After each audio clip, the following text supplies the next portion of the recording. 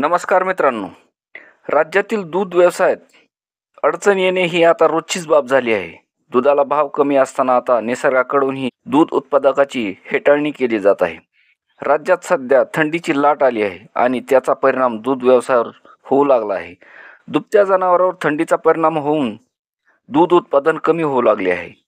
पशुधन चारा तर खाते, पण पाणी पिण्याचे प्रमाण कमी झाले आहे. त्यामुळे दूध उत्पादन कमी होऊ लागले आहे. पण भाव 1 किंवा 2 रुपयांनी वाढवून शेतकऱ्यावर उपकार केल्यासारखे दाखवले जात आहे. खर्च कमी होत नाही, पण उत्पादन कमी झाल्यामुळे शेतकऱ्यांचा नफा कमी होत आहे. दूध उत्पादकाशी चर्चा केली असता ते सांगतात की मागील काही दिवसापासून थंडीचा परिणाम दूध उत्पादनावर होत आहे.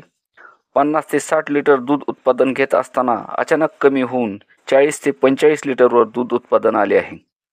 दूध उत्पादन कमी होऊ नये म्हणून शेतकऱ्याकडून जनावरांना ऊब मिळेल यासाठी शेकोटी करणे अथवा गोठा ताडपत्रीने झाकणे असा पर्याय निवडला जातोय.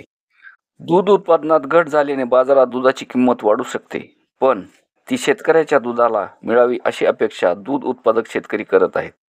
दुधाला 40 ते 42 रुपये भाव होता, म्हणून काही शेतकऱ्यांनी गेल्या वर्षी हरियाणा, पंजाब, कर्नाटक अशा विविध ठिकाणाहून दीड लाख रुपयांना गायी खरेदी केल्या होत्या. 2023 या वर्षी सर्वात जास्त नवीन दूध उत्पादक निर्माण झाले आहेत. त्यांना आशा होती की हा दुधाचा भाव कायम राहील, पण जसजसे महाराष्ट्रात दूध उत्पादन वाढत गेले तसतसे दुधाचे भाव कमी कमी होत जाऊन ते 28 रुपयापर्यंत खाली आले आणि या नवीन दूध उत्पादकाचा भ्रमनिरास झाला. आपण पुरते फसले गेलोय हे कळायला वेळ लागला नाही.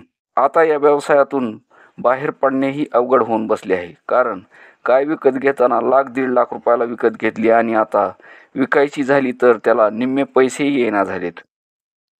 धरलं तर चावतंय आणि सोडलं तर पळतंय या म्हणीप्रमाणे शेतकऱ्याची अवस्था झाली आहे. दूध संघ आणि पशुखाद्य उत्पादक मात्र गबरगंड झाले आहेत. 1 किंवा 2 रुपयांनी दुधाचे भाव वाढवून शेतकऱ्याची टिंगल केली जात आहे. दुधाला कमीत कमी 40 रुपयेच भाव मिळावा आणि तो शासनाने जाहीर करावा हीच अपेक्षा. धन्यवाद.